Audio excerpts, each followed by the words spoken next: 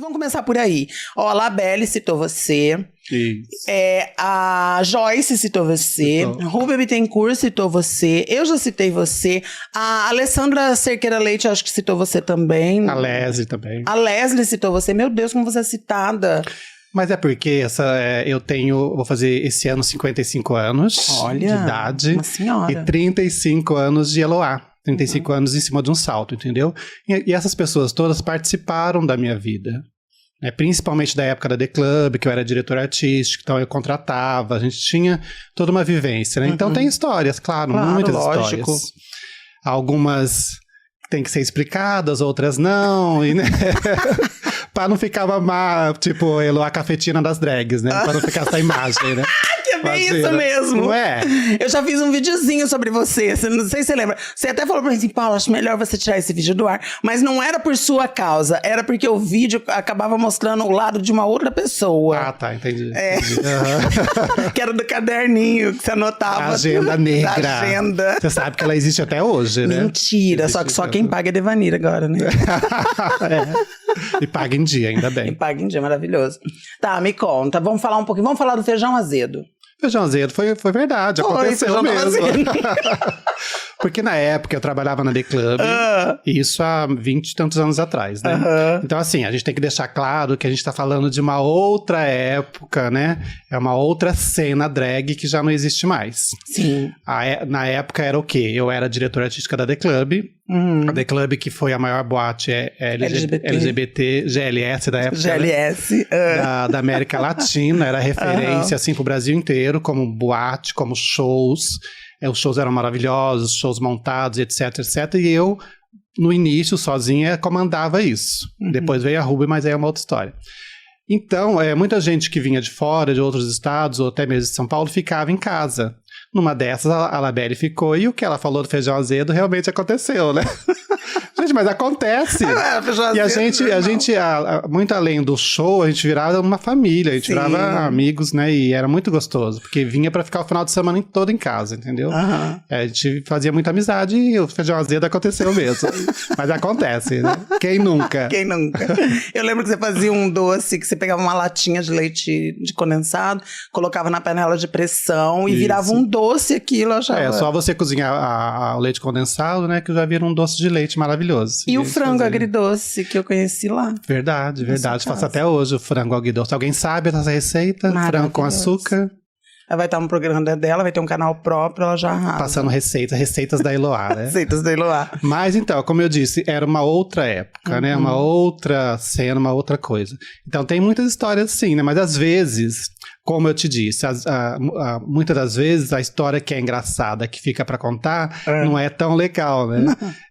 Mas são as que marcam, né? Por exemplo, eu na época, não sei se você lembra, eu tinha 13 filhas. Bastante. 13 Meirelles. 13. Com o tempo elas foi tirando o sobrenome e tal, mas eram 13 Meirelles. Mas né? e depois multiplicaram também, de 13, cada uma tem as suas que tiveram filhos e filhas. Netas, bisnetas e segunda geração, terceira geração. Memorial de Maria Moura. A casa das 700 drags.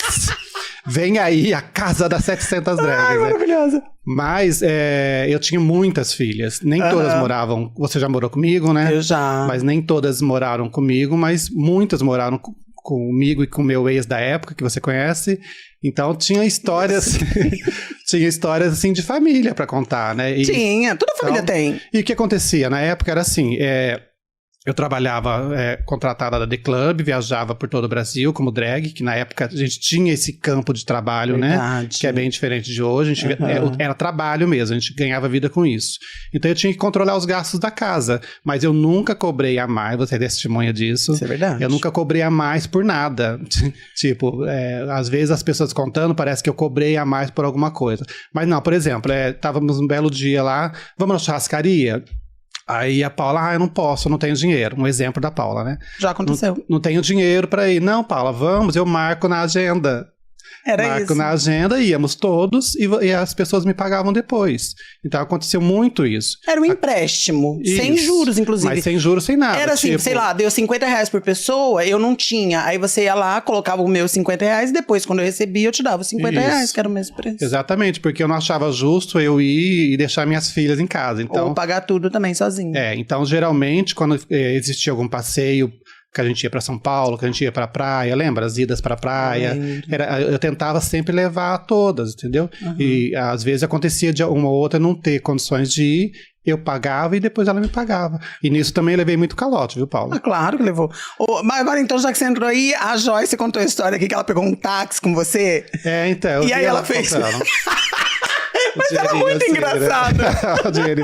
Provavelmente, porque sempre tinham combinados, né? Provavelmente seria o quê? A gente paga gasolina e vocês pagam pedágio, alguma coisa assim. Sim. Aí na hora que chegou o pedágio, eu pedi o dinheiro, né? Mas eu te entendo porque eu faço isso. Quando eu dou carona pras pessoas, tem que ir pra um lugar muito longe, eu falo, gente, então vamos dividir bonitinho. E era tudo combinado antes, entendeu? Mas a forma como é contada ficou bem parecendo assim, cafetina de drag mesmo, né? Mas eu acho que não. A Joyce contou com carinho, eu tenho certeza. A Labelle contou com carinho. Sim, a gente sim. conta com carinho. Eu conto umas aberrações que eu passei lá dentro também, mas de forma carinhosa, sabe? É quando você conta com mãe. Ai, minha mãe me deu uma chinelada, sei lá. Mas a gente não conta xingando a mãe, a gente conta, eu acho que é mais com carinho. E que bom que a gente tem histórias pra contar, Que bom que a gente tem histórias pra contar. Tanto tempo já passou e essas histórias estão aí. Mas tem uma que não era sua filha, querida. Rúbia Bittencourt também esteve aqui. Ela contou um pouco da história de vocês. No início foi meio azedo, depois foi ajeitando. Então, primeiro ponto. Nós nunca fomos azedas uma com a outra. Nunca. Por quê? Eu estava super bem na The Club, fazendo meus shows montados, tal. Eu era contratada da The Club, diretor artístico. Aí o Silvio, da The Club, o dono, a cara da The Club, chamou a Rúbia pra lá. Não sei exatamente se foi ele que contratou a Rúbia, não sei.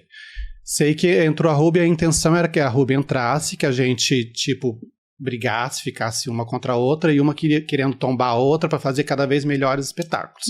Eu notei isso desde o primeiro momento, que era isso que a direção da casa queria.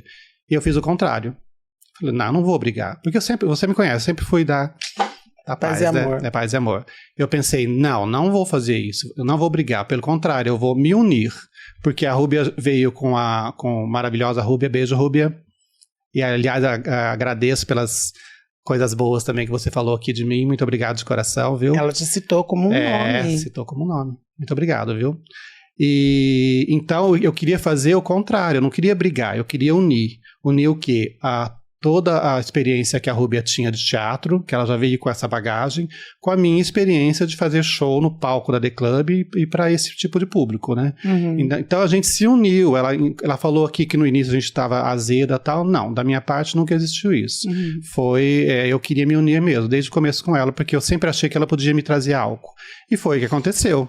Depois disso, os maiores espetáculos, tanto delas quanto meu, foi por causa dessa união, de tudo que eu aprendi com ela, e eu imagino que ela aprendeu alguma coisa comigo também. A entendeu? gente sempre aprende um pouco. E a The Club era assim, isso há 20 anos atrás, eu ganhava na sexta-feira R$150, e no sábado R$250. Se eu fizesse um show montado qualquer, como por exemplo Moulin Rouge, que eu fiz, que foi premiadíssimo, a gente viajou o Brasil inteiro, desde Curitiba até Brasília com esse show, eu não ganhava nada mais, era aquele valor. Então, quando a Rúbia foi contratada, ela até falou R$200 para fazer um show montado. Não era isso. Você não ganhava mais, pelo menos como apresentadora era assim. Você não ganhava mais para montar o show. Você trazia uma ideia, colocava no papel, com valores de contratados que você queria contratar, colocava toda a ideia no papel e apresentava para o Silvio. O Silvio aceitava ou não. Diminui aqui, aumenta ali, mas a gente não ganhava a mais para montar o show. Por exemplo, se eu fosse no sábado, sem show montado, só apresentadora, eu ia ganhar os mesmos 250. Então, os 200 da Rúbia que ela ganhou não foi para montar o show. Foi o cachê dela como apresentadora, entendeu? Então, e isso era para todo mundo. Por exemplo, se Paula Queen na época, né, quisesse montar um show, você poderia montar à vontade. É só levar a ideia para o Silvio. Nem era para mim, passava por mim. Mas quem aprovava era o Silvio. Era só levar a ideia para o Silvio, ele aprovava ou não, e você não ganhava mais por isso. Você ia ganhar seus R$200, que era o valor de apresentadora convidada de Campinas. Claro que tinha as apresentadoras de fora, que ganhavam mais, mas tudo, no final das contas, quem resolvia sobre valores era o Silvio. Só que como era eu que contratava, né? Porque, por exemplo, no meu show que era a Paula Ferreira. Paula, quanto que é seu cachê? Um exemplo, R$100. Anotava tudo e mandava para ele. Como era eu que contratava, a fama acabou comigo. E aí existe a famosa, não sei se você lembra, a geladeira da Eloá. Sim, fala da geladeira também. Que muita gente ficou na geladeira e tem ódio de mim até hoje por causa dessa geladeira. A Eloá me colocou na geladeira. Gente, eu não faço mais show na The Club por causa da Eloá. Nada a ver. Funcionava assim. Por exemplo, eu marcava pra Labelle, de São Paulo. Marcava, combinava cachê, tudo certinho. No dia a Labelle chega, só tô dando exemplo de Labelle, tá, Labelle? Claro. No dia a Labelle chegava 1 hora e meia atrasada. Fazia o show, recebia o cachê. Era automático, o Silvio já falou, não dá, né, o Eloá? Falava pra mim, não dá, né, Eloá? Não dá pra marcar uma pessoa que chega 1 hora e meia atrasada. O que acontecia? Ela ia pra geladeira, ficava ali um bom tempo até eu convencer o Silvio novamente para contratá-la. Não, ela não vai atrasar mais. Então, por isso a geladeira. Mas não era culpa minha. Pelo contrário, eu tentava sempre, mas eu tinha que ficar um tempo sem contratar por causa daquela falha daquele artista, entendeu? Então, as pessoas nunca iam para a geladeira à toa. Alguma coisa acontecia. Eu não chegava para a pessoa e falava, olha, você não vai ser mais contratada porque você atrasou 1 hora e meia. Eu não falava isso, porque eu tinha esperança que com o tempo eu pudesse contratá-la de novo. Sim. Entendeu? Então, por isso a tal da geladeira da Eloá. Você saiu de com apelido de Brastemp do nada, né? Fio, até hoje não, porque hoje em dia eu já não tô mais tanto no meio dos shows, né?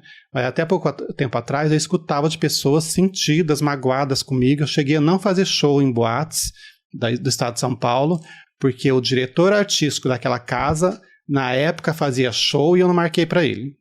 Ai, meu então eu Deus. colhi muita coisa boa da The Club e muita coisa ruim também. Tem uma artista famosa, que eu não vou citar nomes, que é famosíssima no Brasil todo, que é chateadíssima comigo por causa de um teatro. Você lembra dos teatros caricatas que a gente fazia? Lembro, qual eu até participei. Eu não sei se você lembra na Double, quando você começou com produção, eu até comentei isso com a Rúbia, que muito antes da The Club existir, você já fazia na Double Face, só existia Double. Não sei se você lembra, era eu que fazia os scripts pra você. Você lembra que todo dia, no final, você lia, era eu que ela escrevia. Você lembra que a gente fazia tudo em grupo? Aham. Era tudo assim, eu pegava a sua ideia, pegava a ideia dela, a gente montava tudo aquilo, era uma delícia, né? Era. Só que o teatro, gente, pra vocês entenderem, era assim. Eram as coisas mais esdrúxulas possíveis. Tipo, voltando a dizer que era uma outra época. Até hoje isso seria impossível. Então, eu tava no palco, pra vocês terem uma ideia, eu tava no palco da The Club apresentando, de repente fazia assim, gente, só um minutinho que eu tô recebendo uma informação aqui, uma notícia urgente. Ah, tá, repórter Ceissa me chamando. Pode falar, Ceissa. Aí aparecia no telão, como se fosse uma reportagem, algo que já estava sendo gravado, já tinha sido gravado. Aparecia no telão, a Ceissa falando assim, encontramos aqui no interior de São Paulo uma mãe que cria seu filho gay como cachorro, na casinha de cachorro. Aí, tudo muito engraçado. Você lembra disso, né? Era muito engraçado. Eu já estava em Foz, mas eu lembro que nesses dias aí do videozinho eu não estava mais aqui. Eu estava na Double antes. Gente, a The Club era uma super boate que era para 3.000 pessoas. As pessoas iam, a boate ia abaixo, assim, o povo ria muito, porque eram umas coisas assim de outro mundo, né? E num desses teatros, essa famosa, porque as pessoas queriam muito participar, porque era uma maneira de entrar pro elenco, uma maneira de entrar pra The Club, para fazer show na The Club, era participando desses teatros. Então todo mundo queria muito. Aí essa artista me pediu. Ela, nesse dia dessa reportagem, ela foi o tal do cachorrinho que era criado pela mãe. Eu me lembro que no vídeo aparecia ela saindo da casinha do cachorro, com o cabelo desse tamanho. A mãe dando reportagem, era muito engraçado. Só que hoje ela é super chateada comigo porque eu fiz ela fazer isso na época. Você entendeu como mudam as coisas? Ela se sentiu obrigada a fazer. Ela se sentiu obrigada. Mas só na época... Na época foi maravilhoso, ela recebeu cachê, me agradeceu muito. Só que hoje, como ela é uma famosa, bonita, maravilhosa, ela é chateada e magoada comigo porque, segundo ela, eu fiz ela fazer isso. E não é como eu disse, era uma outra realidade, a gente se divertia muito, era um trabalho teatral que a gente fazia, de reportagem, de coisas engraçadas. Só que com o tempo, a pessoa usa isso pra, tipo, ficar chateada, entendeu? Você entende que na época você tinha um certo poder no meio de Sim. shows, porque tinha The Club, tinha a Double, porque o Gilberto também te dava esse poder, né? Você subiu a cabeça em algum momento? Não, sabe por quê? Eu nunca acreditei tanto assim no personagem. Eu costumo dizer que as pessoas acreditam muito. Gente, a gente não é Madonna, a gente não é Beyoncé. Tirando tudo isso daqui, é um gay safado. Gay safado maravilhoso. Você entendeu? Só que tem gente que acredita no personagem. Eu era muito na minha cabeça, eu sempre fui muito pé no chão, que a partir do momento que eu não produzisse mais o que fosse interessante para boate, The Club ou Double Face, sei lá o quê, eu não ia ser mais bem-quisto, digamos assim, eu não ia ser mais contratado. Então eu sempre tive os pés no chão, entendeu? Eu sempre tive os pés no chão de acreditar também que eu era a toda poderosa da The Club. Sim, só que eu dependo de você. A partir do momento que que as drags todas as drags, um dia, não vou trabalhar mais com a Eloá. E aí, o que vai ser de Eloá? Então, eu sozinha nunca fui nada nesse sentido de diretora artística, né? Porque eu poderia montar coisas maravilhosas se eu não tivesse ninguém pra fazer comigo. E aí? Sim, verdade. E eu sempre fui do coletivo, eu sempre fui de trabalhar junto, você sabe disso. Lancei muita gente, qualquer dia eu vou mostrar eu tenho um álbum de fotos lá, porque na época mandava-se fotos, né? Eu tenho um álbum de fotos de todas as drags que você possa imaginar do Brasil. E começando. E foi dada essa oportunidade para elas na The Club. Porque eu sempre soube que sozinho eu posso ser a poderosa da The Club, mas eu não sou ninguém. E eu preciso das pessoas para montar uma coisa legal. Então, assim, nunca subiu pra cabeça, não. Nunca subiu. Zoe, daí você tá falando de coletiva agora, eu acho que... Tem mais alguma que falou alguma coisa que você quer relembrar aqui? Não. Nossa, pior que... A Rúbia falou bastante coisa, contou bastante história, mas eu entendo a Rúbia, o olhar dela, e no final ela fez uma super homenagem que, né, agradeço de coração. E foi de uma época que na época a gente via como difícil, né? Porque aquela coisa de competir no começo, mas para mim não existiu essa competição, e sim a união que acabou dando frutos maravilhosos. E não sei, não lembro de mais ninguém não que tenha falado alguma coisa que eu deva explicar, né? Eu quero aproveitar o gancho. Logo que eu vim pra Campinas, eu lembro certinho.